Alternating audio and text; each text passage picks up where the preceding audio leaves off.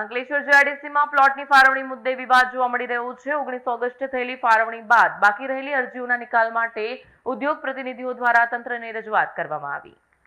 અંકલેશ્વર ઔદ્યોગિક વસાહતમાં વર્ષ 2018થી હાઉસિંગ પ્લોટના એલોટમેન્ટનો પ્રશ્ન લાંબા સમયથી પડતર રહ્યો હતો। આ દરમિયાન પ્લોટ ફાળવણીની રાહ જોઈ રહેલા અરજદારોમાં અનેક વખત રજૂઆતો કરવામાં આવી હોવા છતાં પ્રશ્નનો સંપૂર્ણ ઉકેલ આવ્યો નહોતો। આ દરમિયાન 19 ઓગસ્ટ 26ના રોજ જીઆઈડીસી દ્વારા રહેણાંક તેમજ કોમર્શિયલ પ્લોટની ફાળવણીની પ્રક્રિયા હાથ ધરવામાં આવતા વર્ષોથી રાહ જોઈ રહેલા અરજદારોમાં આશા જાગી હતી। જોકે ફાળવણી પ્રક્રિયા બાદ પણ કેટલાક અરજદારોના પ્લોટ ફાળવવામાં ન આવતા સ્થાનિક ઉદ્યોગ વર્તુળમાં નારાજગી જોવા મળી રહી છે। સમગ્ર મામલે જે અરજદારોએ નિયમ મુજબ જરૂરી તમામ પૂર્તતાઓ પૂર્ણ કરી હોવા છતાં તેમની અરજી પ્લોટ ફાળવણીથી વંચિત રહી ગઈ હોય તેમની અરજીઓ ગ્રાહ્ય રાખી યોગ્ય કાર્યવાહી કરવામાં આવે તેવી માંગ સાથે રજૂઆત કરવામાં આવી છે। તાજેતરમાં જીઆઈડીસી દ્વારા જે પ્લોટ અલોટમેન્ટ થયું છે એની સામે ઉદ્યોગકારોનો રોષ વ્યાપેલો છે, કેમ કે 1500 એપ્લિકેશનો 2018થી 1500થી પણ વધુ એપ્લિકેશનો 2018થી વેઇટિંગમાં હતી અને સ્ક્રુટિની માટે 2 વાર વિન્ડો ખોલી અને સ્ક્રુટિનીના પેપર મંગાવ્યા છતાં પણ 1400થી વધુ એપ્લિકેશનો રિજેક્ટ થઈ છે અને ફક્ત 162 પ્લોટ જ ઉદ્યોગકારોને ફાળવાયા અને જીઆઈડીસીના કર્મચારીઓને 174 પ્લોટ જીઆઈડીસીના કર્મચારીઓને છેલ્લા 3 મહિનામાં 340 પ્લોટ ફાળવાયા છે। તાજેતરમાં 272 વત્તા પાછલા 2 મહિનામાં એમ કરીને તો એની સામે ઉદ્યોગકારોમાં રોષ વ્યાપેલો છે। એથી અમે આજે એક આવેદનપત્ર આપવા માટે આવ્યા છે કે ભાઈ જીઆઈડીસીની આવી નીતિ કેમ છે? જો ઉદ્યોગકારો નાના ઉદ્યોગકારોનો શું વાંક છે? અત્યારે પહેલાં તો 300 મીટર ને 1500 મીટર જે આપતા હતા અત્યારે ફક્ત 125 અને 150 મીટરના પ્લોટ અલોટમેન્ટ થઈ રહ્યા છે।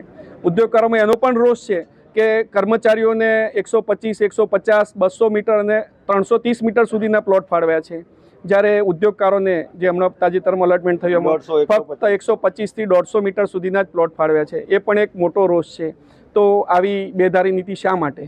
અને ખાસ કરીને અમારી વિનંતી છે કે કર્મચારીઓને પ્લોટ નથી ફાળવાતા અમારા। પહેલાં તો અમારે સ્ટાફ ક્વાર્ટર માટે કે સ્ટાફની કોલોની માટે પ્લોટ ફાળવતા, અત્યારે ફક્ત પ્રોપ્રાઇટર પાર્ટનર્સને જ પ્લોટ ફાળવી રહ્યા છે। તો તમારે ત્યાં કર્મચારીઓ કેટલા કામ કરે છે એ ક્રાઇટેરિયા ન હોવો જોઈએ। જે રિજેક્ટ કરવાનું એમનું મુખ્ય કારણ છે એ અમે ગઈકાલે એસોસિએશન સાથે પણ મિટિંગ કરી હતી અને એ પણ એમનો પણ પ્રતિસાદ સારો હતો। એમને પણ આજે લેટર લખ્યો છે, પણ ઉદ્યોગ સમૂહની લાગણીને માગણીને માન આપીને અમે આજે આવેદનપત્ર આપવા માટે અત્રે ઉપસ્થિત થયા છીએ। અમે આશા રાખીએ કે અમારી આ લડત શાંતિ પૂર્ણ રહેશે અને અમારે કોઈ આમાં ગાંધી ચિંતા માર્ગે ન જવું પડે એવું જીઆઈડીસી દ્વારા અમને આશ્વાસન આપવામાં આવ્યું છે અને એ આશ્વાસન એવું પૂરું કરે અને અમને તાત્કાલિક અલોટમેન્ટ કરે એવું।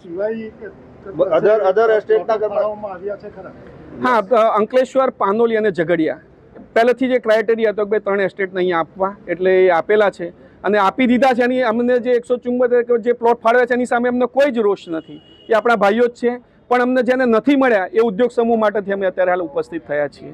એ પ્લોટ અમે ક્યારેય કેન્સલેશન કરવા માટેની કોઈ એપ્લિકેશન કે અરજી ક્યારેય કરીશું નહીં, પણ અમારો જે રોષ છે એ કર્મચારીઓને જે પ્લોટ જે ફાળવ્યા છે અને ઉદ્યોગકારોને જે વેલિડ એપ્લિકેશનો થવી જોઈતી હતી એમને પણ નથી મળ્યા। કેટલાક ઉદ્યોગકારો એવા છે કે 30-35 વર્ષથી પણ નથી મળેલા, એવા પણ અન્ય લગભગ 40-50 વર્ષ તો એમના 30 વર્ષવાળા છે અને 20 વર્ષવાળા તો હું પોતે પણ છું ને ઘણા બધા છે। એટલે જેને નથી મળ્યા એટલે એના માટેનો આ રોષ છે અને અમે આશા રાખીએ કે આ પત્રકાર મિત્રો પણ આને અમારો અવાજ દૂર સુધી પહોંચે એવી રીતે એને અમારું લાગણીને માગણીને માન આપીને પહોંચાડશો। વિડીયો જર્નાલિસ્ટ કરણસિંહ સાથે સત્ય ટીવી ન્યૂઝ, અંકલેશ્વર।